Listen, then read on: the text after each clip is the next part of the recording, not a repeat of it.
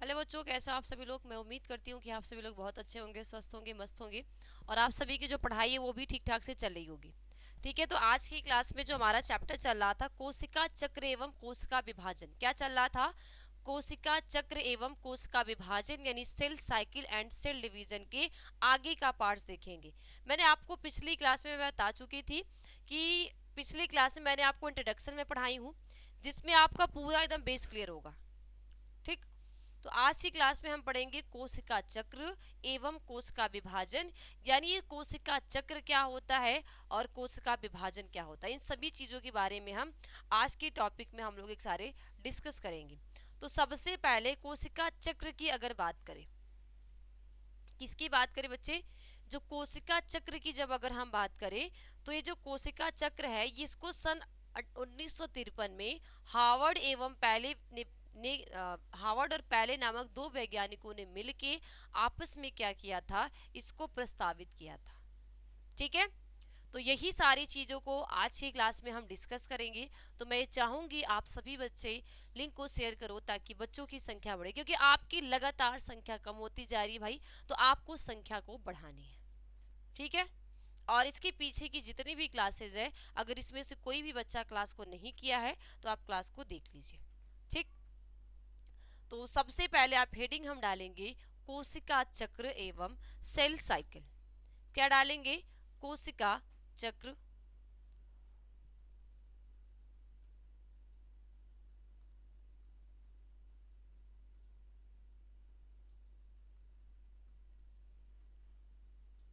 चक्र यानी कि सेल साइकिल।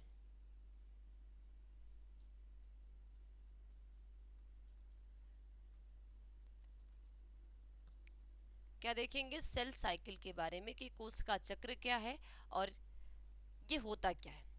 सबसे पहले अगर हम कोशिका चक्र की बात करें, ये जो सेल साइकिल है क्या है?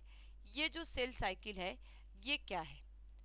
तो देखो, ये जो कोशिका चक्र होता है इसको दो वैज्ञानिकों ने दिया है। इस सेल साइकिल को, किसको? सेल साइकिल को दो वैज्ञानिकों ने, दो वैज्ञानिकों ने, कौन? एक का नाम है हार्वर्ड और दूसरे का नाम है पैले। ठीक है, क्या है? हार्वर्ड, हार्वर्ड एवं पैले, ये दो वैज्ञानिकों ने क्या किया? ठीक है, ये दो वैज्ञानिक हैं और ये जो हार्वर्ड और पैले हैं, कितने सन में भाई? सन 1953 में। कितने सन में? सन 1953 में, 1953 में। तो हार्वर्ड एवं पैले नामक दो वैज्ञानिकों ने क्या किया 1953 में? कितने सन में बच्चे? 1953 में इन्होंने क्या की कि इस जो सेल साइकिल है, किसको?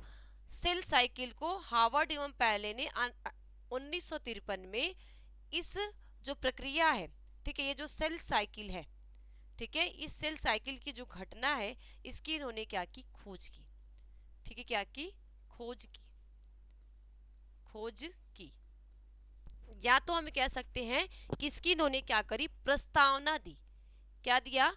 प्रस्तावना, प्रस्तावना या प्रस्तावित किया, प्रस्तावित किया। ये किसने किया? तो आपसे पूछा जा सकता है एक नंबर में, एक नंबर के क्वेश्चन में पूछा जा सकता है कि सेल साइकिल को किस वैज्ञानिक ने खोज किया था, या सेल साइकिल को, ये जो कोशिका चक्र है, इसको किस वैज्ञानिक ने दिया था। अगर किसी भी प्रकार का इस तरीके से क्वेश्चन आएगा तो आपको आंसर बताने हैं कि जो सेल साइकिल है यानी जो कोशिका चक्र है उसको कौन दिया था? हार्वर्ड एवं पैले नामक दो वैज्ञानिक ने दिया था। कौन दिया था? हार्वर्ड। कौन दिया था भाई? हार्वर्ड एवं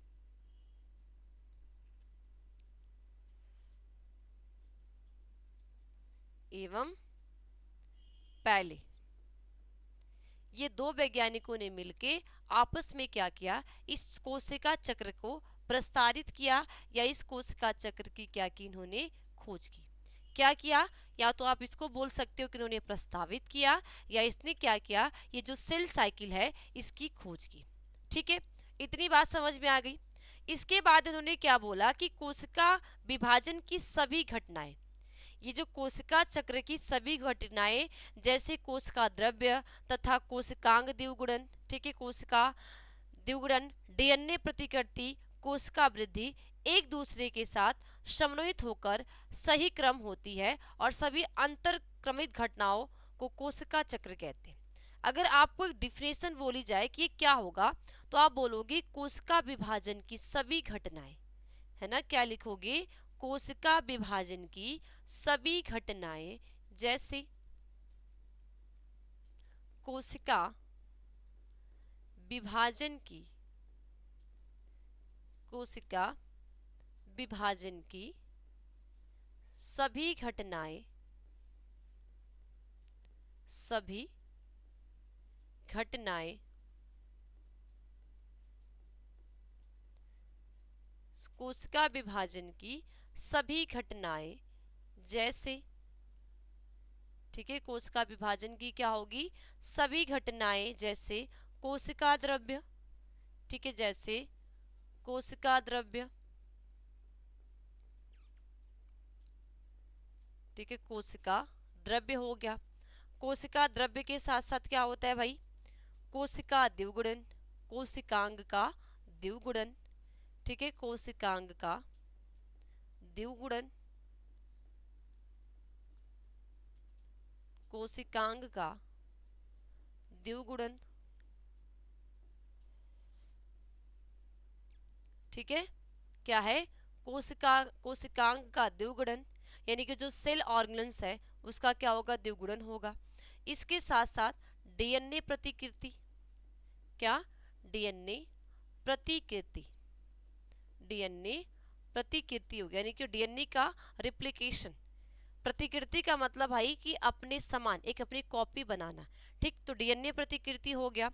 इसके साथ साथ कोशिका वृद्धि एक दूसरे के साथ समन्वित होकर सही क्रम से होती है, एवं कोशिका वृद्धि, एवं कोशिका वृद्धि, वृद्धि एक दूसरे के साथ, वृद्धि एक दूसरे, ठीक है, क्या, एक दूसरे के साथ समन्वित होकर, साथ समन्वित, समन्वित होकर,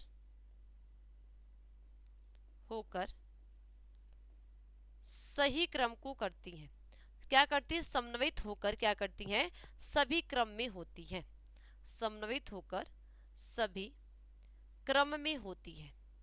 क्या होंगी, सभी क्या होंगी, एक ये क्रम में होंगी, है ना, बारी बारी, क्योंकि क्रम का मतलब होता है बारी बारी, तो ये क्रम में होती है।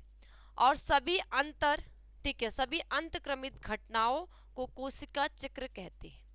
और सभी अंतक्रमित, और सभी, और सभी अंतक्रमित घटनाओं को, सभी किस घटनाओं को, सभी अंतक्रमित, अंतक्रमित घटनाओं को, ठीक है, घटनाओं को,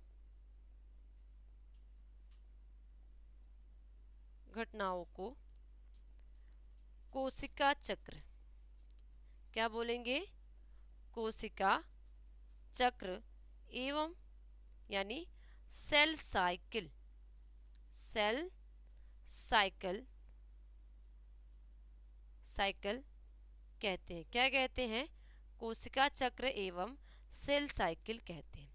ठीक है, कोशिका विभाजन की वापस से सुनना कि ये जो कोशिका चक्र है, इस कोशिका चक्र को किस वैज्ञानिक ने, एक हार्वर्ड और एक पैले नामक दो वैज्ञानिकों ने आपस में मिला, और आपस में मिलकर इन्होंने क्या की, ये जो सेल साइकिल है इसको खोज की।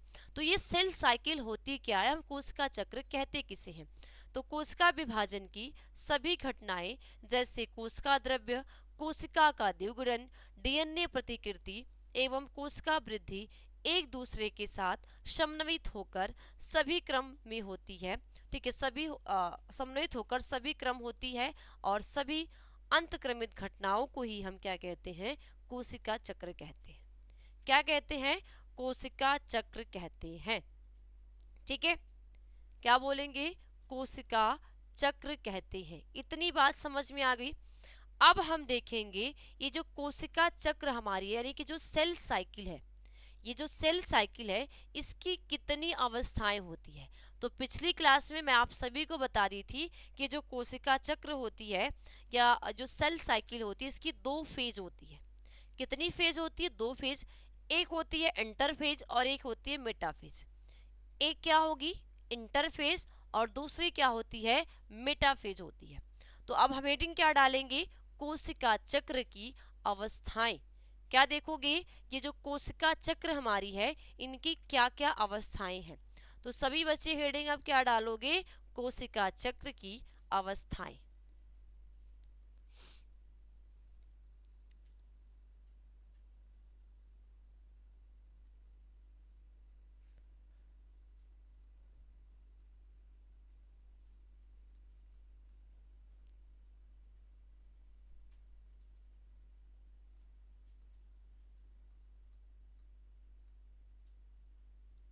ठीक है, कोशिका चक्र की अवस्थाएं यानी कि फेजेज ऑफ सेल साइकिल। क्या, फेजेज ऑफ सेल साइकिल।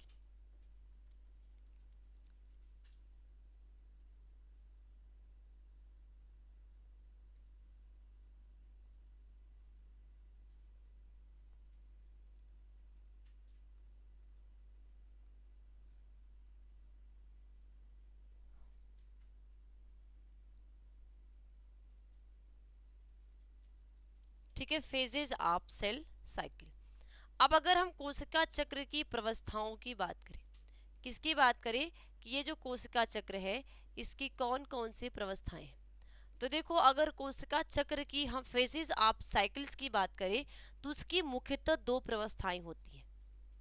क्या होती हैं, इनकी जो मुख्यतः दो प्रवस्थाएं होती हैं। दो प्रवस्थाओं में कौन कौन सी,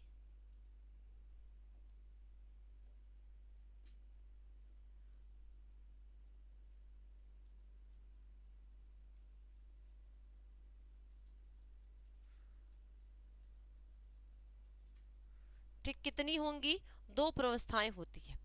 पहला क्या होगा, पहली जो इसकी प्रवस्था होती है इस पहली प्रवस्था को हम कहते हैं अंतरा प्रवस्था। क्या कहते हैं, अंतरावस्था, अंतरा अवस्था। क्या बोलेंगे, अंतरा अवस्था कहते हैं। ठीक, तो पहले को हम क्या कहते हैं, अंतरा, अंतरा अवस्था, अंतरा अवस्था। अंतरावस्था को हम कहते हैं इंटरफेज, इंटरफेज। ठीक है, इसके बाद दूसरी कौन सी आती है, दूसरी जो आती है इसको हम कहते हैं मध्य अवस्था, मध्य अवस्था। इस मध्य अवस्था को हम कहते हैं मेटाफेज। क्या बोलते हैं, मेटाफेज। अब मेटाफेज ना भी कह के इसको हम शॉर्ट में कहते हैं एम फेज, शॉर्ट में बोलते हैं भाई एन फेज। ठीक, क्लियर। तो ये जो कोशिका चक्र की अगर हम प्रवस्थाओं की बात करें तो ये जो कोशिका चक्र की मुख्यतः दो प्रवस्थाएं होती है। पीछे हमने क्या बात की, कोशिका चक्र क्या है, तो कोशिका चक्र में जो सेल का डिवीजन हो गया, डीएनए का प्रतिलिपिकरण हो गया, सेल में ग्रोथ हो गई यानी वृद्धि हो गई, ठीक है, और भी जो भी क्रियाएं हैं, कोशिकांग का द्विगुणन हो गया, ये जितनी भी क्रियाएं हैं ये जब क्रियाएं क्या होते एक ही क्रम में, ठीक है, ये एक ही क्रम में जब घटित होती है तो इस घटने के क्रम को हम क्या कहते हैं, कोशिका चक्र कहते हैं। ये जो घटेगा और इस घटने के क्रम को हम क्या बोलेंगे, कोशिका चक्र। ठीक, इतनी बात क्लियर। अब यहाँ पे तो ये जो मध्यावस्था है, मध्यावस्था में आपको टाइप्स को नहीं जानना, लेकिन जब यहाँ पे हम अंतरावस्था की बात करेंगे तो ये जो अंतरावस्था की कितनी प्रवस्थाएं होती हैं, 3 प्रवस्थाएं होती हैं। इस अंतरावस्था की कितनी प्रवस्थाएं हो जाएंगी, 3 प्रवस्थाएं। अब 3 प्रवस्थाएं कौन कौन सी, देखो।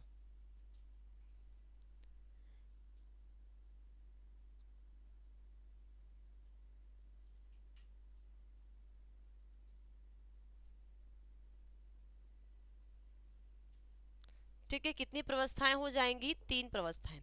3 प्रवस्थाओं में सबसे पहली होती है G1 फेज। क्या होती है, प्रारंभिक वृद्धि प्रवस्था। क्या होती है, प्रारंभिक वृद्धि प्रवस्था, जिसको हम कहते हैं प्राइमरी ग्रोथ फेज या G1 फेज कहते हैं। पहला क्या होगी, प्रारंभिक, ठीक है, प्रारंभिक वृद्धि प्रवस्था।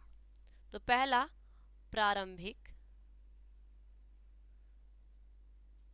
प्रारंभिक वृद्धि प्रवस्था। ठीक है, प्रारंभिक वृद्धि प्रवस्था यानी कि प्राइमरी ग्रोथ फेज। क्या बोलेंगे, प्राइमरी ग्रोथ फेज। इसको क्या बोलोगे, primary primary primary growth phase, primary growth phase, या इसको हम एक और नाम दे सकते हैं G1 फेज। क्या बोलेंगे, G1 फेज। ठीक, क्लियर। अब दूसरा क्या आता है, दूसरा क्या आएगा भाई, इसको यहाँ पे भेज देते हैं, इसको इधर कर देते, तो इधर अभी जा, अभी यहाँ पे इसका काम है। अब दूसरा क्या आता है, दूसरी जो प्रवस्था आती है, दूसरी इसकी जो प्रवस्था होती है, इसको हम कहते हैं संश्लेषण प्रवस्था। क्या बोलते हैं, संश्लेषण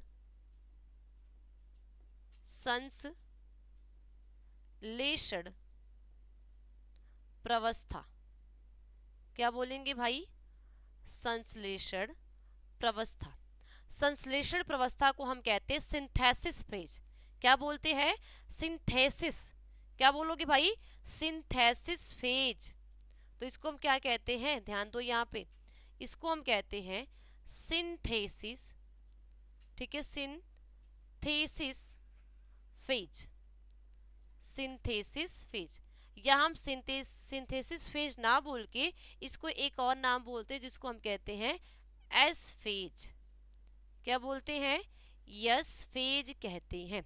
तो ये दो बात क्लियर हुई। तीसरा हमारा जो आता है उसको हम कहते हैं पूर्व सूत्री विभाजन प्रवस्था।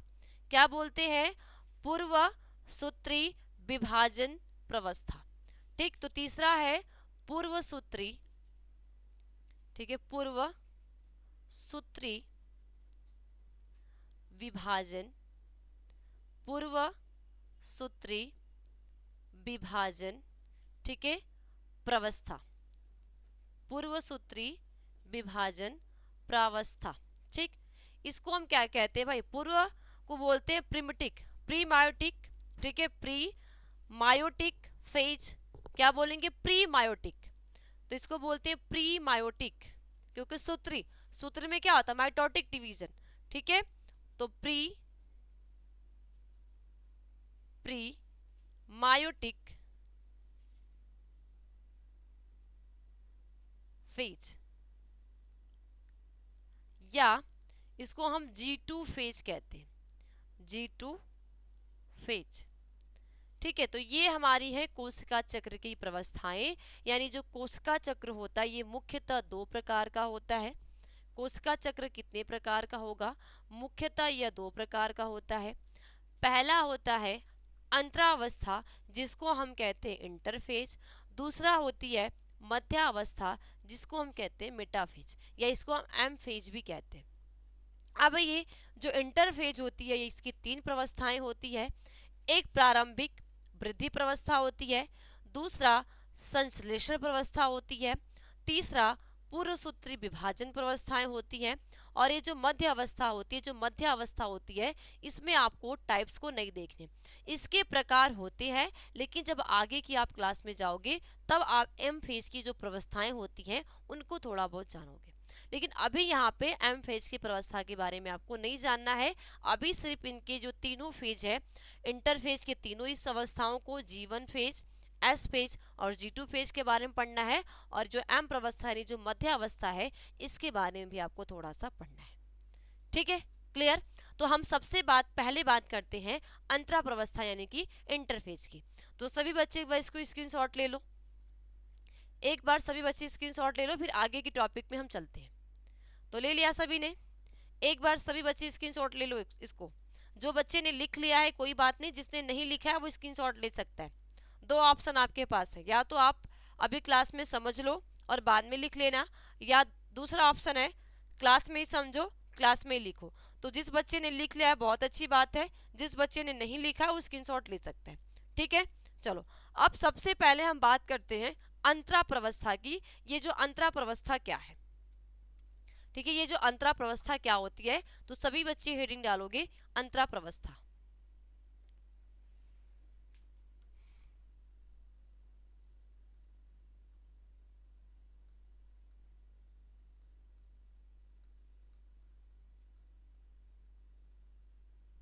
यानी इंटर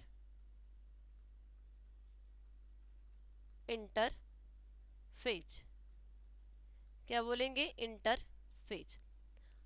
अब अंतरा प्रवस्था में हमने तो ये देख लिया भाई कि अंतरा जो हमारी प्रवस्था है इसके तीन प्रकार हैं। अब ये इंटरफेज क्या होती है, देखो इंटरफेज क्या होती है कि यह दो क्रमिक रूप से कोशिका विभाजन के बीच की अवस्था है। ये क्या होती है, यह दो क्रमिक रूप से, ये क्या है, दो क्रमिक रूप से कोशिका विभाजन की प्रवस्था है। यानी कि ये जो अंतरा प्रवस्था होती है, यहाँ पे जो हमने बात की किसकी, यहाँ पे हमने जो बात की अंतरा प्रवस्था की। तो सबसे पहले अंतरा प्रवस्था में हम क्या बोल रहे हैं कि यह जो है दो क्रमिक, ठीक है, दो क्रमिक कोशिका विभाजन की अवस्था है। ठीक है, और इस अवस्था में कोशिका के गुणसूत्र स्पष्ट नहीं दिखाई देते हैं। यानी जो इंटरफेज होता है, ये जो इंटरफेज की अवस्था होगी, इस अवस्था में जो कोशिका के गुणसूत्र होते हैं वो अस्पष्ट रूप से नहीं दिखाई देंगे। दिखाई कहाँ देंगे, जब सेल का डिवीजन होगा। जब हम सेल का डिवीजन यानी साइटोकाइनेसिस, कैरियोकाइनेसिस की व्यवस्था पढ़ेंगे, तब वहां पे क्या होगा, पूरी तरीके से, अच्छी तरीके से वो चीजें वहां पे शो होगी। ठीक है, क्लियर। तो वो जितने भी टॉपिक हैं वो वहां पे आपको बहुत अच्छी तरीके से क्लियर हो जाएंगे।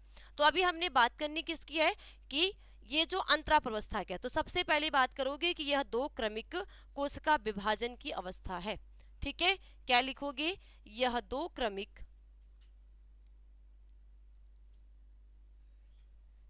ठीक, पहली पॉइंट इसमें क्या लिखोगे, यह दो क्रमिक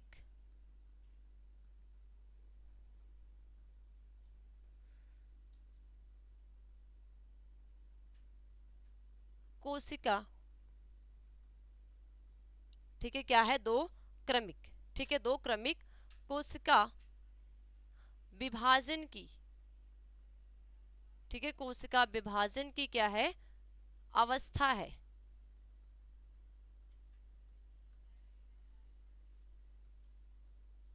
इनमें दो सेल का क्या होगा, अवस्था होगा। ठीक है, अब इसके बाद इसमें इसके आगे क्या होता है भाई, ये देखो, ये तो हो गई कि ये दो क्रमिक कोश का, ठीक है, दो कोश क्रमिक कोश का विभाजन की एक अवस्था होती है। और इस अवस्था में क्या होता है, जो गुणसूत्र होते हैं वो स्पष्ट नहीं दिखाई देते हैं। तो आगे क्या लिखोगे कि इस अवस्था में, इस अवस्था में गुणसूत्र जो होते हैं ना, क्रोमोसोम, तो इस अवस्था में गुणसूत्र अस्पष्ट नहीं दिखाई देती हैं। क्या होंगे, अस्पष्ट नहीं दिखाई देते हैं, दिखाई देते हैं। क्या होगी कि देखो ये दो क्रमिक कोष का विभाजन, ये क्या है, दो क्रमिक कोष का विभाजन की अवस्था है। और इस अवस्था में जो गुणसूत्र होते हैं वो अस्पष्ट नहीं दिखाई देते। इस अवस्था में क्या होंगे, जो क्रोमोसोम होंगे, जो गुणसूत्र होंगे, वो अस्पष्ट तरीके से नहीं दिखाई देते हैं। और इसे हम क्या कहते हैं, विश्राम प्रवस्था यानी कि रेस्टिंग फेज कहते हैं। ठीक है, इसे हम विश्राम प्रवस्था, ठीक है, इसे हम विश्राम विश्राम अवस्था, सॉरी विश्राम प्रवस्था या, ठीक है, या रेस्टिंग फेज, रेस्टिंग फेज कहते हैं।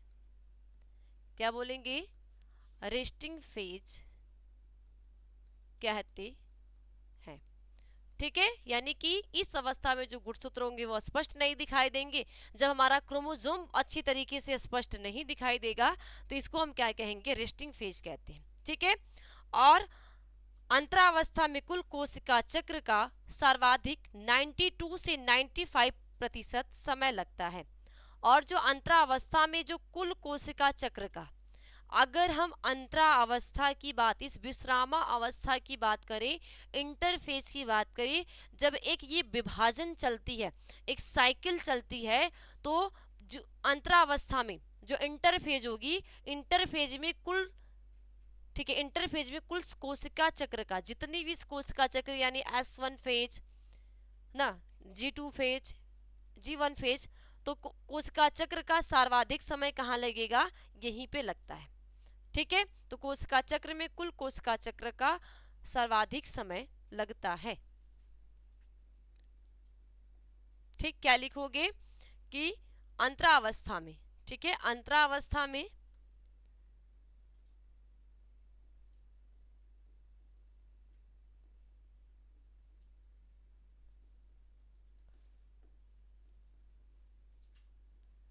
कुल कोशिका चक्र का 92 से 95% समय लगता है, सॉरी सर्वाधिक समय लगता है। ठीक, तो ये तो हो गई इंटरफेस की बात। किसकी बात हो गई, ये तो हमने बात किसका कर लिया, ये जो हमारे इंटरफेज है, कि ये इंटरफेज की कौन कौन सी व्यवस्थाएं होती है और इस इंटरफेज की व्यवस्थाओं के क्या क्या कार्य होते हैं। अब हम सबसे पहले बात करेंगे कि जो अंतरा प्रवस्था की जो 3 प्रवस्थाएं हैं, इन 3 प्रवस्थाओं के क्या क्या कार्य हैं। तो सबसे पहले हम देखेंगे प्रारंभिक वृद्धि प्रवस्था। तो सभी बच्चे हेडिंग क्या डालोगे, प्रारंभिक वृद्धि प्रवस्था। ठीक है,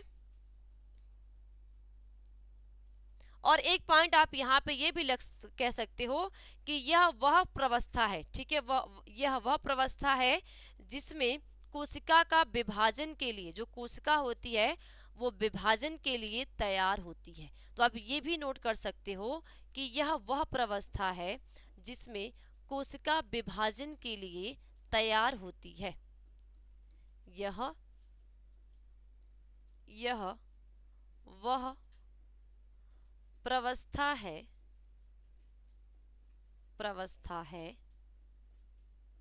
जिसमें कोशिका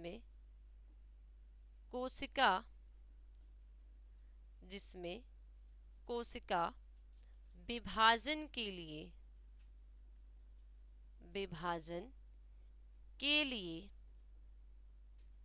तैयार, क्या होगी, विभाजन के लिए तैयार होती है।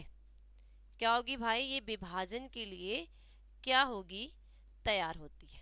ठीक, तो अब हम सबसे पहले बात करते हैं कि जो हमारी कोशिका चक्र की प्रारंभिक वृद्धि प्रवस्था है, यानी जो G1 फेज है ना, प्राइमरी ग्रोथ फेज है, इस प्राइमरी ग्रोथ फेज का कार्य क्या है। तो सभी बच्चे हेडिंग क्या डालोगे, प्राइमरी वृद्धि प्रवस्था। क्या डालोगे, प्राइमरी, या जिसको हम कहते हैं पूर्व, है ना, प्रारंभिक या पूर्व कह सकते हैं, तो पूर्व वृद्धि प्रवस्था।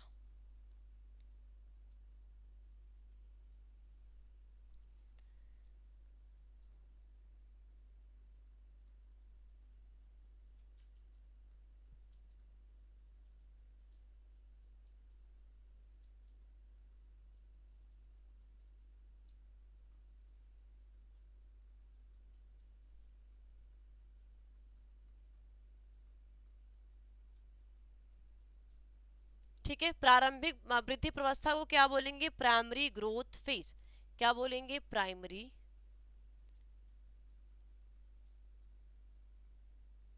Primary growth phase. Growth phase मैंने यहाँ लिख दिया है, ठीक है, पी या G1 फेज। ठीक, ये इतना बात ध्यान देनी है। अब इसमें क्या होगा?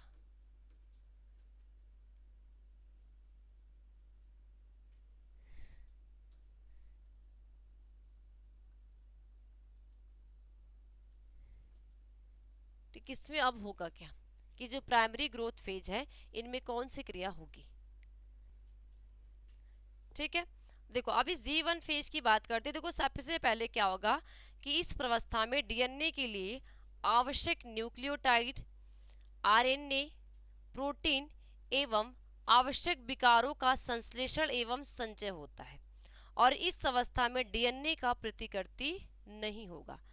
यानी कि देखो जो प्रारंभिक होगी इसमें क्या है भाई कि इस प्रवस्था में या इस अवस्था में जो कोशिका की जैविक अणु, कोशिका का जैविक अणु जैसे कार्बोहाइड्रेट का, वसा का, प्रोटीन का तथा न्यूक्लिक अम्ल का निर्माण करती है। ठीक है, तो क्या लिखोगे? इस प्रवस्था में कोशिका जैविक अणु जैसे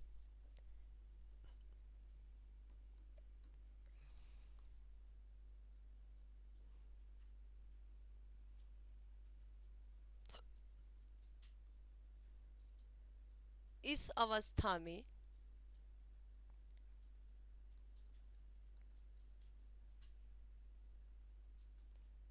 कोशिका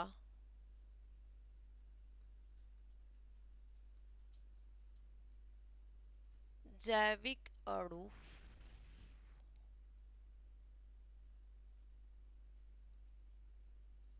अणु जैसे, ठीक है, इस अवस्था में कोशिका जैविक अणु जैसे कार्बोहाइड्रेट्स किसका निर्माण करती है? कार्बोहाइड्रेट्स, कार्बोहाइड्रेट्स,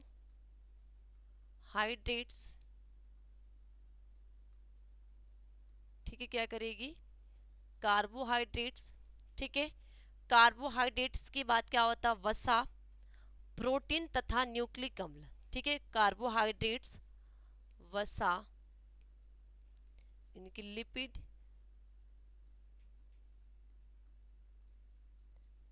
प्रोटीन, प्रोटीन, ठीक है, एवं न्यूक्लिक अम्ल, न्यूक्लिक न्यूक्लिक अम्ल। और ये जो न्यूक्लिक अम्ल क्या है? Nucleic nucleic acid. ठीक है, और न्यूक्लिक एसिड क्या है? आरएनए, आरएनए एवं डीएनए। ठीक है, इन सभी पदार्थों का, ठीक है, इन सभी पदार्थों का क्या करती है? निर्माण करती है। तो इस अवस्था में जो कोशिका होती है ये जैविक अणु जैसे कार्बोहाइड्रेट्स का, वसा का, प्रोटीन का एवं न्यूक्लिक अम्ल यानी डीएनए, आरएनए का निर्माण करती है। क्या करती है? का निर्माण निर्माण करती है। क्या करेगी ये? इन सभी पदार्थों का ये निर्माण करती है। कौन करेगा? ये जो जीवन फेज, तो ये जीवन फेज में क्या होगा? कार्बोहाइड्रेट का निर्माण होगा, लिपिड का निर्माण होगा, प्रोटीन का निर्माण होगा, वसा का निर्माण होगा। इन सभी जो पदार्थों का निर्माण होगा, ये सभी जो पदार्थ कहाँ मिलेंगे? ये किस फेज में होंगे? जीवन फेज में होंगे। और इस प्रवस्था में कोशिका की वृद्धि होती है तथा उपापचयी रूप से सक्रिय होती है। और क्या होगा इस प्रवस्था में? ठीक है, या तो आप देखो इस प्रवस्था लिख सकते हो या तो अवस्था। ठीक है, तो इस अवस्था में, इस अवस्था में कोशिका की क्या होगा इस अवस्था में, क्या होती है, कोशिका की वृद्धि होती है। क्या होगी, कोशिका की वृद्धि होती है, वृद्धि होती है। ये कोशिका हमारी इसमें क्या करेगी, ये जो कोशिकाएं होंगी ये पूरी तरीके से क्या करेंगे, वृद्धि होती है, यानी कि इसका पूरी तरीके से क्या होता है, यहाँ पे ग्रोथ होता है। ठीक है, तथा उपापचयी क्रियाएं सक्रिय होती है। इसके साथ साथ तथा तथा उपापचयी क्रियाएं, उपापचयी जो क्रियाएं होंगी, तो उपापचयी क्रियाएं सक्रिय होती है। मेटाबॉलिक रिएक्शन, मेटाबॉलिज्म जो रिएक्शन होगा, तो मेटाबॉलिक जो रिएक्शन होगा, जो क्रिया होगी, वो क्या होगी, यहाँ पे सक्रिय होती है। क्या होगी, तथा उपापचयी जो क्रियाएं होंगी, ये उपापचयी क्रियाएं भी यहाँ पे सक्रिय होती है। ठीक है, और इसमें डीएनए का, ठीक है, इसमें डीएनए का प्रतिकृति नहीं होता। तो आगे क्या लिखोगे, इस अवस्था में, ठीक है, यह जो अवस्था, कौन सी अवस्था, इस जो जीवन अवस्था है, ठीक है, जो जीवन फेज है, तो इस अवस्था में डीएनए का प्रतिकृति, ठीक है, डीएनए का प्रतिकृति नहीं होता है, प्रतिकृति नहीं होता है। क्या होगा, जो डीएनए हमारा है, ये डीएनए का यहाँ पे प्रतिकृति होगा ही नहीं। क्या होगा, डीएनए यहाँ पे रिप्लिकेशन यहाँ पे होगा ही नहीं। ठीक है, और कोशिका में लगने वाला कुल समय का लगभग 50% समय इसी अवस्था में लगता है।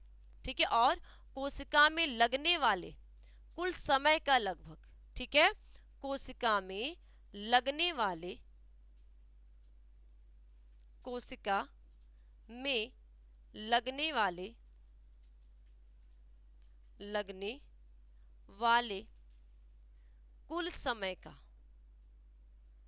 कुल समय का, ठीक है, कोशिका में लगने वाले कुल समय का, क्या होगा, यहाँ पे कुल समय का 50%, ठीक है, कुल समय का 50% समय इसी अवस्था में लगता है।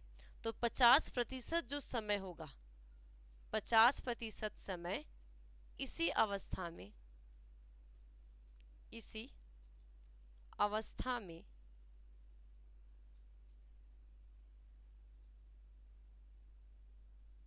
लगता है। क्या होगा, इसी अवस्था में लगता है। तो ये होती है प्रारंभिक वृद्धि प्रवस्था, यानी कि प्राइमरी ग्रोथ फेज, जिसको हम कहते हैं जीवन फेज। तो जीवन फेज में हमने क्या देखा कि इस अवस्था में कोशिका जो जैविक अणु, यानी कि इसमें कार्बोहाइड्रेट का निर्माण करेगी, वसा का निर्माण होगा, प्रोटीन का निर्माण होगा, न्यूक्लिक अम्ल यानी आरएनए और डीएनए का निर्माण होगा। ये सभी जो निर्माण होगा, ये सब जीवन फेज में होगा। और इसके साथ साथ इस अवस्था में कोशिका ग्रोथ करती है, इसमें जो सेल होती है उसकी वृद्धि होती है, और उसके साथ साथ इनकी क्रियाएं सक्रिय होती है। जो कोशिका की क्रियाएं होती है, जो सेल के अंदर जो कार्य होंगे, जो फंक्शन होंगे, वो ठीक तरीके से सक्रिय होती है। और इस डीएनए की, इसमें डीएनए का प्रतिकृति नहीं होता, इसमें डीएनए का, किसका, इसमें जो डीएनए का प्रतिकृति नहीं होता। अब यहाँ पे थोड़ा सा डीएनए का प्रतिकृति का मतलब समझो। देखो, डीएनए का प्रतिकृति का मतलब क्या होता है, प्रतिकृति, क्या हम बोलते हैं, प्रतिकृति, प्रतिकृति। तो ये प्रतिकृति का मतलब क्या है, रिप्लिकेशन, रिप्लिकेशन, रिप्लिकेशन, प्रतिकृति। ठीक है, अब रिप्लिकेशन में देखो क्या होगा, वापस से समझो। रिप्लिकेशन क्या होता है, ये सेंट्रल डोग्मा के अंतर्गत, सेंट्रल डोमा के अंदर, किसके अंतर्गत आता है, सेंट्रल डोमा के अंदर 3 चीजें आती है। एक डीएनए का क्या हो गया, डीएनए का एक रिप्लिकेशन आता है, डीएनए आरएनए का निर्माण आता है। तो यहाँ पे थोड़ी सी चीज समझो, आप सभी लोग डीएनए की संरचना देखे होंगे। क्या देखे होंगे, डीएनए, ये जो हमारा डीएनए होता है, ये डबल हेलिक्स मॉडल है। कैसे, देखो, ये जो डीएनए है, यहाँ पे मैं बनाती हूँ डीएनए, ये देखो,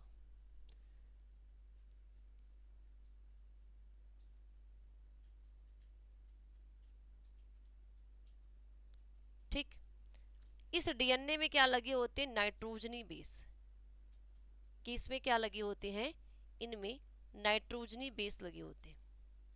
क्या होते हैं, नाइट्रोजनी बेस लगे होते हैं। ठीक है, नाइट्रोजनी बेस के साथ इनमें इनकी जो श्रृंखलाएं होती है, एक 5' से 3' होती है और एक 3' से 5' होती है।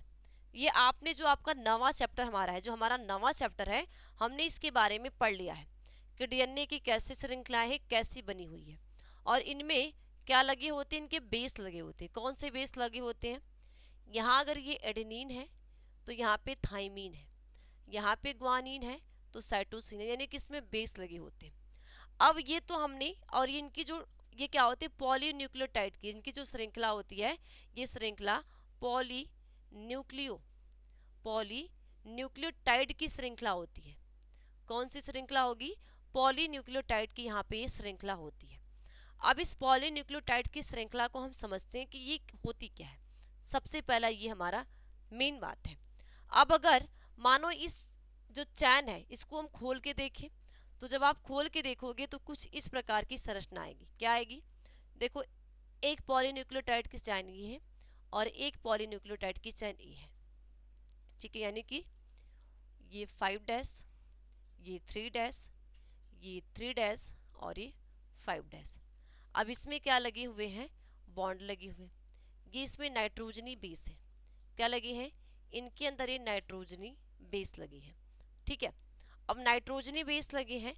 अब ये जो इनका बेस होता है, इनका जो न्यूक्लियोटाइड की श्रृंखलाएं होती है, ये दोनों प्रति समांतर, इनमें 2 पॉलीन्यूक्लियोटाइड की, डीएनए में 2 पॉलीन्यूक्लियोटाइड की श्रृंखला है, और इनकी जो दोनों श्रृंखलाएं होती हैं ये आपस प्रति समांतर होती हैं। दोनों पॉलीन्यूक्लियोटाइड की जो श्रृंखलाएं होंगी ये आपस में क्या होंगी, प्रति समांतर होती है। क्या होंगी, प्रति समांतर। तो प्रति समांतर जब ये होती है तो ये हाइड्रोजन बॉन्ड से, किससे, हाइड्रोजन बॉन्ड से जुड़ी होती है। क्या होती है, हाइड्रोजन बॉन्ड, क्योंकि यहाँ पे अगर एक प्यूरिन है तो यहाँ पिरामिडिन है, यहाँ पे अगर एक प्यूरिन है तो यहाँ पिरामिडिन है। तो ये जो इनका जो क्षार होता है और इनकी जो चैन होती है ये हाइड्रोजन बॉन्ड से जुड़ी होती है। अब यहाँ पे क्या होता है, एंजाइम के थ्रू ये बॉन्ड टूट गया। ठीक है, माना अब ये बॉन्ड क्या हुआ, टूटा, तो एक अलग हो जाएगा, ये 5' और ये 3', और इनकी जो ये अलग हो गया। ठीक है, ये एक पॉलीन्यूक्लियोटाइड की श्रृंखला ये है, और दूसरी इससे क्या हो गई, अलग हो गई, क्योंकि इसके अंदर का जो बॉन्ड है वो बॉन्ड क्या हुआ, वो बॉन्ड इसका टूट गया, और ये 3' से 5' हो गई। यही हुआ, 3' से 5'। अब इनमें होगा क्या, ये चीज को समझो। एक हो गई 3' से 5', ये हो गई। ये जो डीएनए का था, जो दोनों पॉलीन्यूक्लियोटाइड थी, जो हाइड्रोजन बॉन्ड के द्वारा ये बनी थी, इनका हाइड्रोजन बॉन्ड क्या हुआ, टूट गया। हाइड्रोजन बॉन्ड के द्वारा ये जुड़ी हुई थी, तो हाइड्रोजन बॉन्ड क्या हुआ, इसका टूट गया। अब यहाँ पे क्या होगा, देखो यहाँ पे क्या होगा कि वापस से ये जो टूटा हुआ ये डीएनए क्या करेगा, अपनी कॉपी बनाएगा। कैसे कॉपी बनाएगा, जैसे वो डीएनए है, तो इनमें क्या होगा, इस तरीके से, तो इनमें क्या निर्माण हो जाएगा, यहाँ पे ये और दोनों के क्षार जुड़ जाएंगे, हाइड्रोजन बॉन्ड भी जुड़ जाएगा, और यहाँ पे कमी किसकी है, 3' और 5' का, तो यहाँ पे 3' से 5' बन जाएगा, और यहाँ पे कमी किसकी है, 5' से 3' की, 5 से 3' की, तो यहाँ पे ये 5' भी बन जाएगा। तो डीएनए से डीएनए का बनना, डीएनए से, ठीक है, डीएनए से डीएनए का निर्माण क्या कहलाता है, रिप्लिकेशन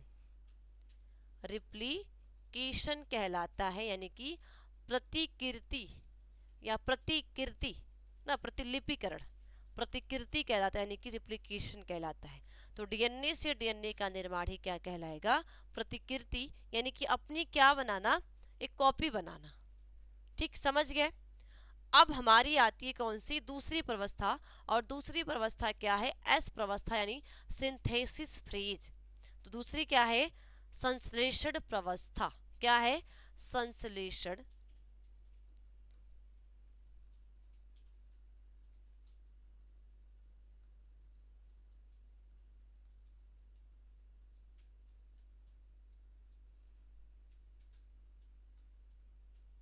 संश्लेषण प्रवस्था या अवस्था कह सकते हैं, ठीक है, संश्लेषण प्रवस्था या तो अवस्था, ठीक है। तो संश्लेषण प्रावस्था, सिंथेसिस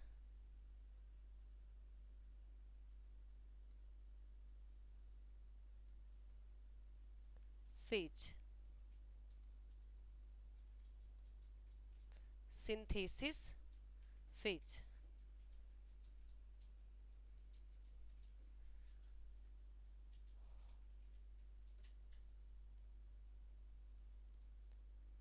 एस फेज, ठीक है, क्या बोलेंगे? सिंथेसिस फेज या तो एस फेज। अब ये सिंथेसिस फेज और एस फेज क्या है?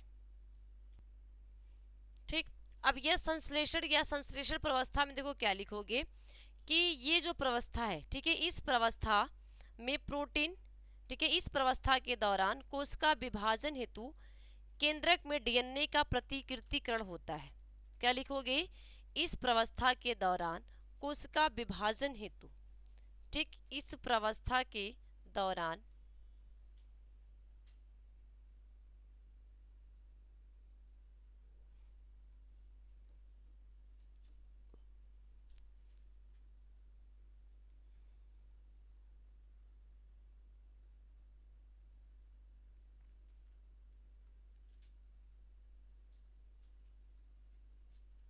कोशिका विभाजन हेतु, कोशिका विभाजन हेतु, कोशिका विभाजन न सेल का डिवीजन, सेल डिवीजन, तो कोशिका विभाजन हेतु, ठीक है, इस प्रवस्था में कोशिका विभाजन हेतु डीएनए का प्रतिकृतिकरण होता है। क्या होगा? डीएनए का, डीएनए का फुल फॉर्म क्या होता है भाई? Deoxy ribo nucleic acid. क्या होता है? Deoxy ribo nucleic acid. ये किसका फुल फॉर्म है? डीएनए का। तो लिख लो deoxy, deoxy ribo nucleic acid, ये किसका फुल फॉर्म है? डीएनए का, ठीक है। और इसका जो तो इस प्रवस्था में कोशिका विभाजन हेतु डीएनए का क्या होता है भाई? प्रतिकृतिकरण, ठीक है, डीएनए का प्रतिकृतिकरण होता है, डीएनए का प्रतिकृतिकरण करण, जिसको हम कहते हैं रिप्लिकेशन। क्या बोलेंगे? रिप्लिकेशन। तो रिप्लिकेशन होता है। क्या होगा? रिप्लिकेशन यानी इस प्रवस्था में कोशिका विभाजन यानी सेल डिवीजन हेतु डीएनए का यानी डीऑक्सीराइबोन्यूक्लिक एसिड का क्या होता है? प्रतिकृतिकरण यानी कि रिप्लिकेशन होता है, ठीक है। और इसके साथ साथ वह कोशिका द्रव्य में तारक केंद्र का विभाजन होता है, ठीक है। एवं कोशिका द्रव्य में, एवं कोशिका द्रव्य में, कोशिका द्रव्य में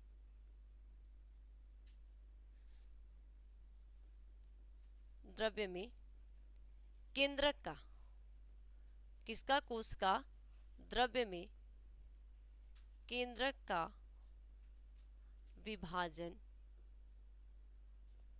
किसका विभाजन होगा? केंद्रक का विभाजन होता है। एवं क्या होगा?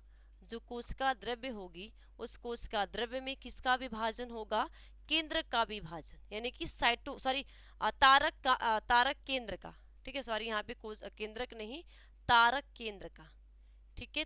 कोशिका द्रव्य में तारक केंद्र, ठीक है, तारक केंद्र का क्या होता है, विभाजन होता है, ठीक है। और तारक केंद्र जंतु कोश का विभाजन के लिए, ठीक है, तारक केंद्रक जो होते हैं, तो तारक केंद्रक जंतु कोश का विभाजन के लिए आवश्यक है। क्योंकि जो सेंट्रियोल होता है वो प्लांट सेल में नहीं होता। देखो जो सेंट्रियोल होता है सिर्फ किस में पाया जाएगा, एनिमल सेल में। तो आगे क्या लिखोगे, तारक केंद्रक, तारक केंद्रक, तारक केंद्रक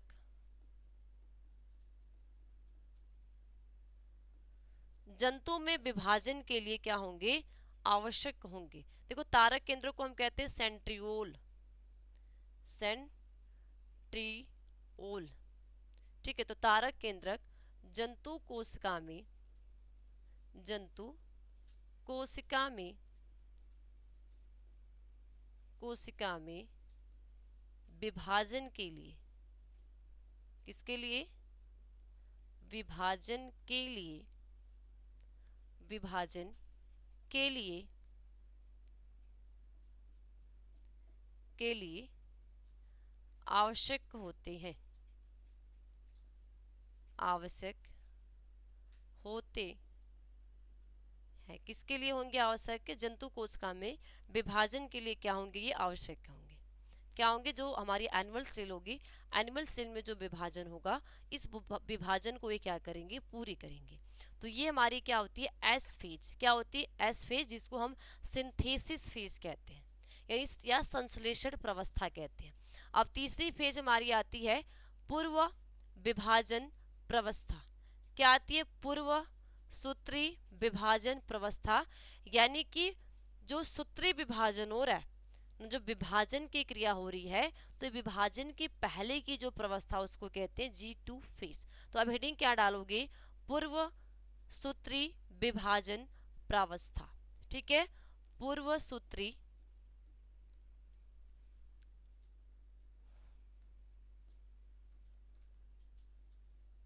पूर्व सूत्री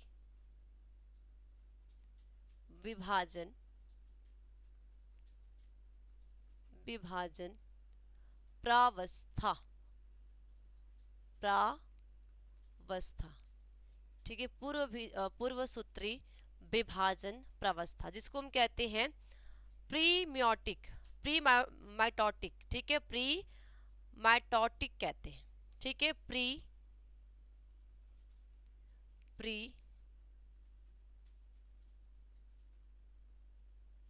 ठीक है, प्री माइटोटिक कहते हैं। क्या बोलेंगे, प्री माइटोटिक,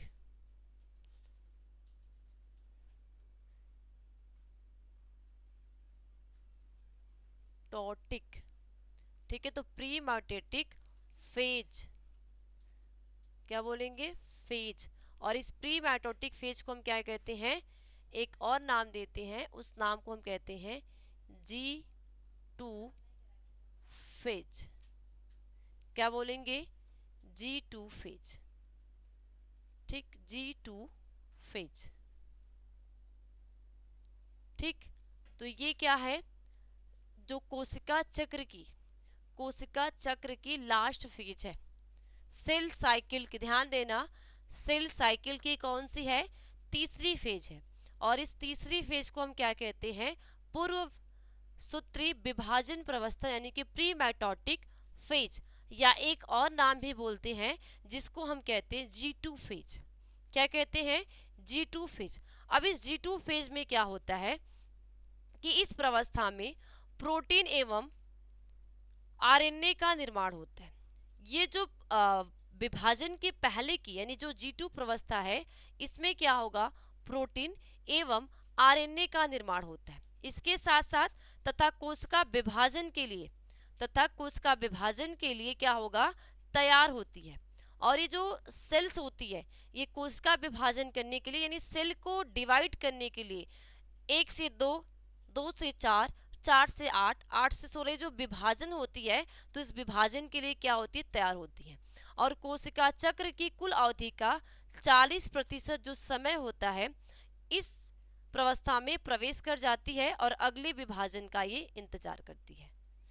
ठीक है, तो 40% समय का 40% कुल कोश का विभाजन का, जितने भी कोश का विभाजन करने का समय है, तो पूरी कुल कोश का विभाजन का जो समय लगेगा, तो इस G2 फेज में 40% लगता है। तो इसमें आप क्या लिखोगे कि इस प्रवस्था में प्रोटीन एवं आरएनए का निर्माण होता है। पहले पॉइंट क्या लिखोगे, इस प्रवस्था में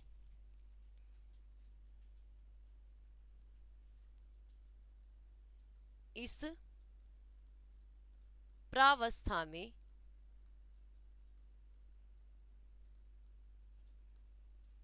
प्रोटीन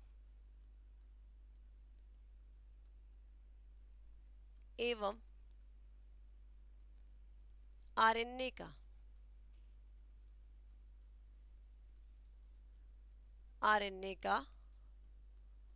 निर्माण होता है। किसका निर्माण होगा, प्रोटीन का एवं आरएनए का निर्माण होगा। तो इस प्रवस्था में क्या होता है भाई, प्रोटीन का एवं आरएनए का निर्माण होता है। इसके साथ साथ ये जो प्रवस्थाएं होती है G2 में, तो कोशिका विभाजन के लिए तैयार होती है। ठीक है, तथा क्या होगा, होता है तथा कोशिका विभाजन के लिए तैयार होती है, तथा कोशिका विभाजन के लिए, कोशिका विभाजन के लिए, विभाजन के लिए तैयार क्या होती है, कोशिका विभाजन के लिए क्या होती है भाई, ये तैयार होती है।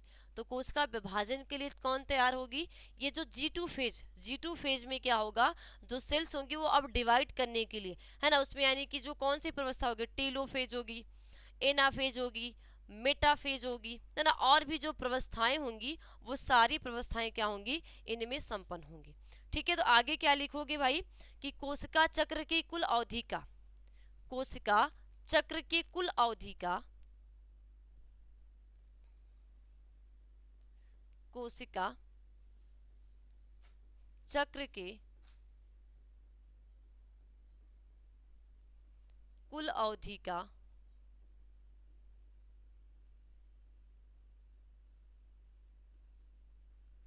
कोशिका चक्र के कुल अवधि का, जो सेल साइकिल है, इस सेल साइकिल का कुल अवधि का, यानी कि जो इसकी पूरी अवधि है, तो कुल अवधि का 40% समय इस प्रावस्था में लगता है। क्या होगा, इस प्रावस्था में लगता है, क्या होगा, इस प्रावस्था में लगता है। ठीक है, तो ये है आपकी सेल साइकिल। अब इसी सेल साइकिल को हम डायग्राम के थ्रू समझेंगे कि ये सेल साइकिल है क्या और पूरी इसकी साइकिल किस तरीके से चल रही है। ठीक है, ओके, तो वापस से एक बार तीनों को पढ़ लो।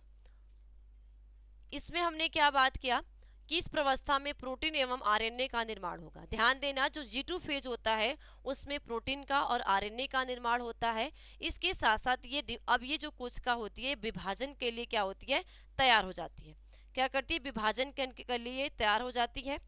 इसके साथ साथ जो दूसरी हमने देखा यस प्रवस्था, संश्लेषण प्रवस्था में हमने क्या देखा कि इस प्रवस्था में जो कोशिका विभाजन हेतु डीएनए का रिप्लिकेशन होता है, और डीएनए का रिप्लिकेशन इस तरीके से होता है। यहाँ पे हमने डीएनए प्रतिकृति देखा, किस तरीके से क्या होगा, डीएनए का प्रतिकृति होगा। उसके बाद पहले हमने प्रारंभिक वृद्धि प्रवस्था में क्या बात की कि इस अवस्था में या इस प्रवस्था में कोशिका जैविक अणु जैसे कार्बोहाइड्रेट्स का, वसा का, लिपिड का, प्रोटीन का एवं न्यूक्लिक अम्ल का क्या करते हैं, निर्माण करते हैं। इसके साथ साथ इसमें जो सेल होती है उसकी वृद्धि होती है तथा उपापचयी क्रियाएं भी सक्रिय होती है, यानी कि जो इसके अंदर मेटाबॉलिक रिएक्शन होते हैं, जो मेटाबॉलिक की क्रियाएं होती है वो सभी क्रियाएं इसके अंदर क्या होंगी, संपन्न होती है। साथ साथ इसमें डीएनए का प्रतिकृति नहीं होता, क्योंकि G1 जो फेज है उसमें हमारा डीएनए का रिप्लिकेशन होगा ही नहीं। जब S फेज आएगा उसमें हमारा डीएनए का क्या होता है, रिप्लिकेशन होता है। और अगर पूरी अवस्था की जो कोशिका चक्र की पूरी प्रवस्था की बात करें तो 50% का जो एक सेल साइकिल का जो पूरा समय है, जो पूरी अवधि है, उस पूरी अवधि का 50% जो समय किस में लगेगा, G1 फेज में। यानी माना बात, ये 100 100 है तो G1 फेज में कितना लगा भाई, G1 फेज में 50 और G2 फेज में कितना लग गया 40, तो बचा कितना 10। यानी हम ये कह सकते हैं कि कुल कोशिका चक्र का जो अवधि होगी, यानी कि जो डीएनए का रिप्लिकेशन होगा, जो डीएनए का रिप्लिकेशन होगा बहुत तेजी से होगा। क्या होगा, जो डीएनए का रिप्लिकेशन होगा, ये डीएनए की रिप्लिकेशन की जो क्रियाएं होगी ये बहुत ही तेजी से होगी। ठीक है, ठीक है। अब यही जो मैंने अभी आपको ये लिख के बताई, यही प्रवस्था को थोड़ा सा हम डायग्राम के माध्यम से समझते कि कैसे आपको समझना है। देखो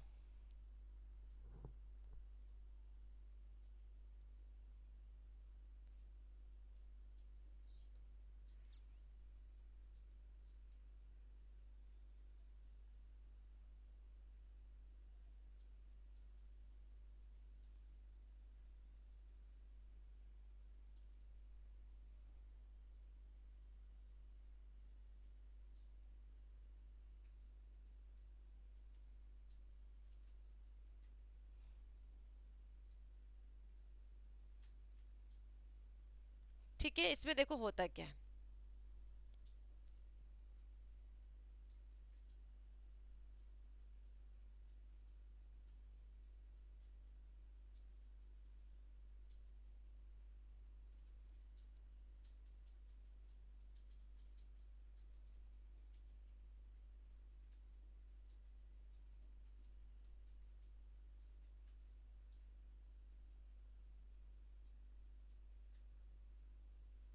ठीक, अब इस पूरे सेल साइकिल को इसी डायग्राम के थ्रू हम समझेंगे कि कैसे कौन कौन सी यहाँ पे साइकिल हो रही है।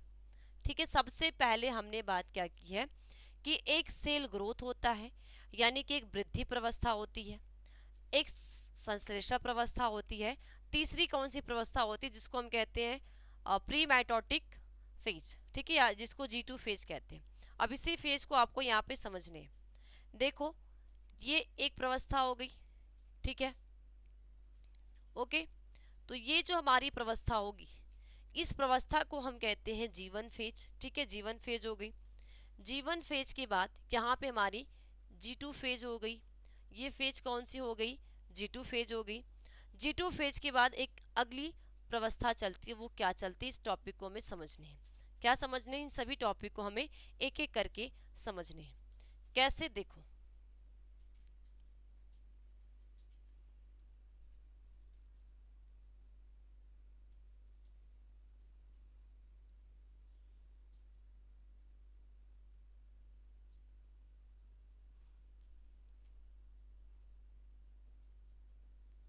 तो देखो ये तो क्या है G1। ठीक है, ये G1 फेज है। कौन सी फेज है, ये क्या है, G1 फेज है। कौन सी phase, G1 phase. G1 phase की बात कौन सी आई, एस फेज। G1 फेज बीती, G1 फेज, G1 के बाद क्या आती है, यस फेज। तो ये कौन सी है, एस फेज। एस फेज की बात कौन सी आती है, G2। G2 फेज आती है। क्या आएगी, G2 फेज आ गई। G2 फेज आने के बाद अब आगे यहाँ पे थोड़ा सा चेंज होगा। चेंज क्या होगा, इसी चीज को समझना है।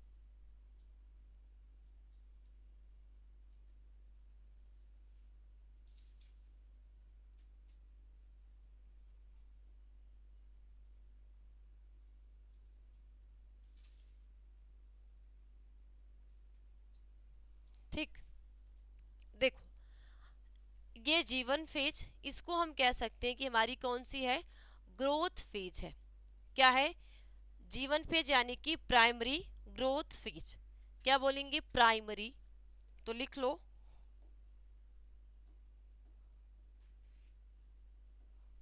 प्राइमरी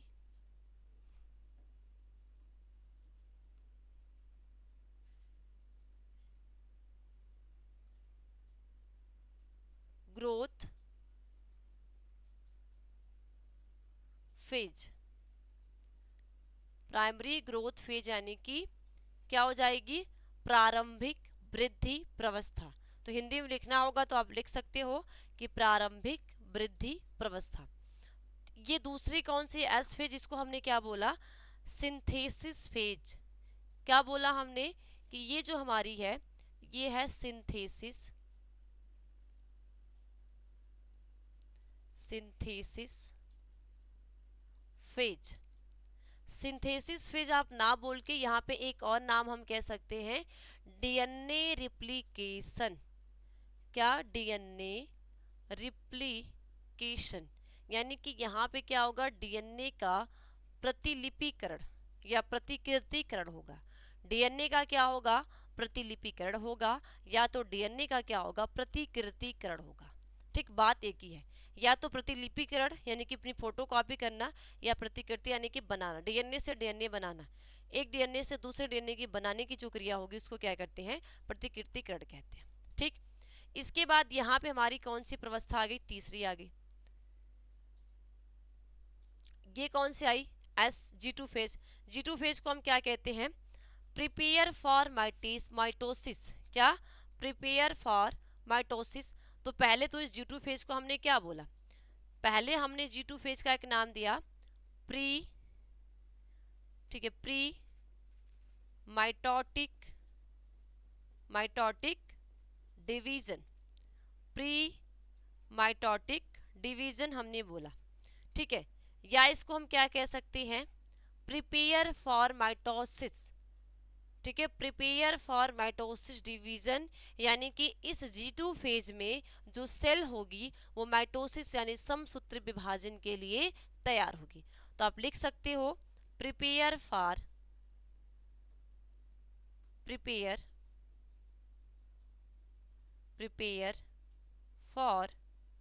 माइटोसिस या माइटोटिक, ठीक है, माइटोसिस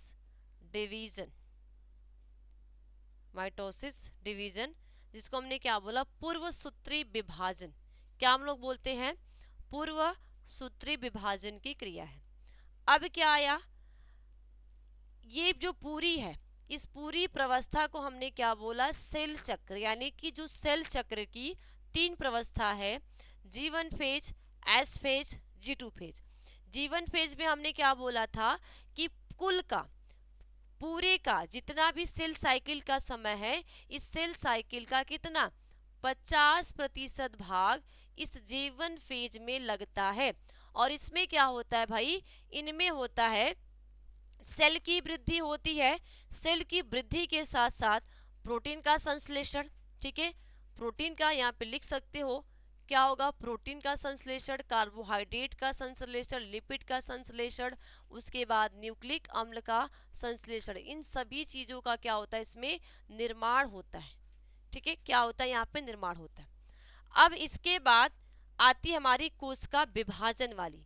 ये जो हमारी पूरी अवस्था है, इस पूरी अवस्था को हम कहते हैं सेल साइकिल। अब यहाँ से यहाँ तक की जो अवस्था होगी, ये यहाँ से यहाँ तक की जो अवस्था होगी, इस अवस्था को हम कहते हैं सेल डिवीजन। क्या बोलते हैं? सेल डिवीजन, यानी कि कोशिका विभाजन।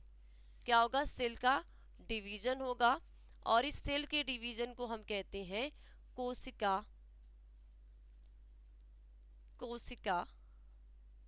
विभाजन। कोशिका विभाजन। और यहाँ पे जो कोशिका विभाजन होगा वो कौन सा विभाजन होगा? समसूत्री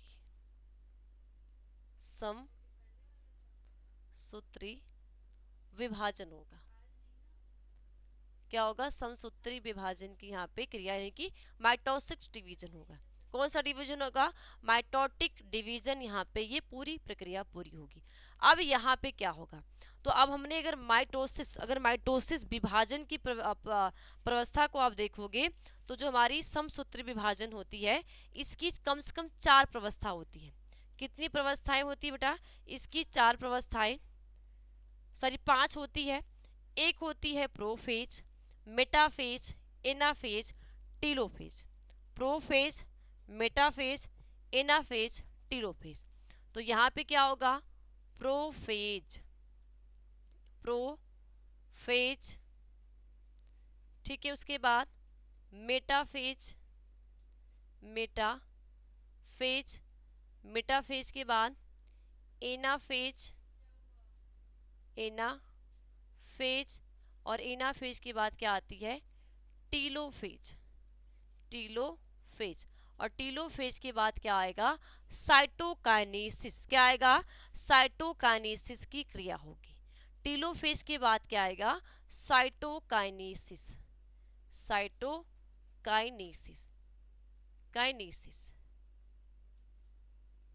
ठीक, तो ये पूरी क्या होती है, कोशिका चक्र होती है।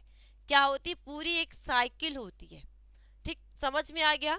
तो ये पूरी जो आपकी साइकिल यानी जो कोशिका चक्र और एक कोशिका विभाजन का एक जो टॉपिक होती है, ये आपने एक चार्ट में ही समझ लिया। वापस से समझ लो, यहाँ से यहाँ तक की जो प्रवस्था होगी इसको कोशिका चक्र कहेंगे। तो कोशिका चक्र में आप क्या बोलोगे कि जो कोशिका चक्र की प्रवस्थाएं होती है, इनमें सेल डिवाइड नहीं करती, सिर्फ एक कोशिका को विभाजित होती है, कोशिका का ग्रोथ होता है, डीएनए का रिप्लिकेशन होता है, आरएनए का निर्माण होता है, प्रोटीन का निर्माण होता है, कार्बोहाइड्रेट का निर्माण होता है, वसा का निर्माण, इन सभी चीज़ों का निर्माण होता है। जब ये सारी क्रियाएं हो जाती है तो G2 फेज में जो हमारी सेल होती है वो एकदम प्रिपेयर हो जाती है कि क्या करने के लिए, माइटोसिस डिवीजन करने के लिए।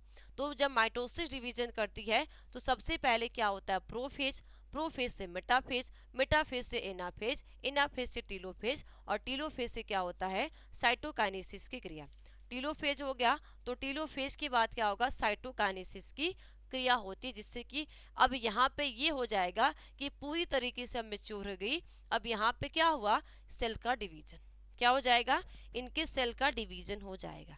तो याद रखना, कोशिका विभाजन से पहले, कोशिका जो विभाजन की क्रिया होती है तो कोशिका विभाजन से पहले साइटोकाइनेसिस होता है, यानी कि केंद्रक का विभाजन होगा। तो कोशिका विभाजन से पहले क्या होगा, केंद्रक का विभाजन होगा। केंद्रक जब विभाजित हो जाएगा उसके बाद क्या होगा, सेल का विभाजन होगा। तो ये आपकी पूरी जो प्रवस्थाएं हैं, ये पूरी प्रवस्थाएं क्या है, कोशिका चक्र की। यानी कि एक ही क्लास में हमने इस कोशिका चक्र की जितनी भी प्रवस्थाएं हैं सभी प्रवस्थाओं के बारे में देख लिया। अब आगे की जो हमारी यानी इसकी अगली जो क्लास होगी उस क्लास में हम देखेंगे समसूत्री विभाजन के बारे में। समसूत्री विभाजन कितने प्रकार के होते हैं, समसूत्री विभाजन के क्या महत्व होते हैं, इन सभी टॉपिक के बारे में डिस्कस करेंगे। उसके बाद हमारा आएगा अर्धसूत्री विभाजन, यानी अर्धसूत्री विभाजन क्या है, अर्धसूत्री विभाजन के प्रकार क्या हैं, और ये जो मियोसिस डिवीजन है इसके क्या महत्व है। और सबसे लास्ट की टॉपिक आएगी अर्धसूत्री विभाजन और समसूत्री विभाजन में आपको अंतर करने होंगे। समसूत्री विभाजन में क्या होता है, अर्धसूत्री विभाजन में क्या होता है, समसूत्री विभाजन के क्या लाभ है और अर्धसूत्री विभाजन के लाभ क्या है, साथ साथ समसूत्री विभाजन की क्या हानि है और अर्धसूत्री की क्या हानि है। ये लाभ हानि भी आपको आगे की क्लास में पढ़ने हैं। ठीक है, तो बस आज की क्लास में इतना ही। इसके आगे की टॉपिक यानी समसूत्री विभाजन को हम आगे की क्लास में करेंगे। तो सभी बच्चे को बाय बाय, टेक केयर।